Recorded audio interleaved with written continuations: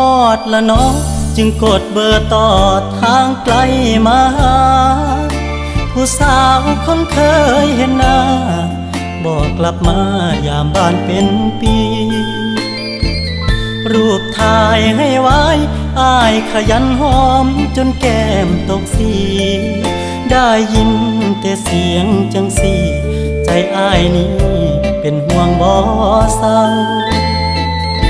เป็นจังใดน้ออยู่กทมเป็นสาวโรงงานสะพายกระเป๋าลาบ้าน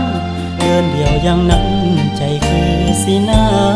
ำแกงไทยข้าวทุงเจ้ากินอุ่นท้องอยู่บ่น้องสาวอ้ายโทรมายามถามเจ้า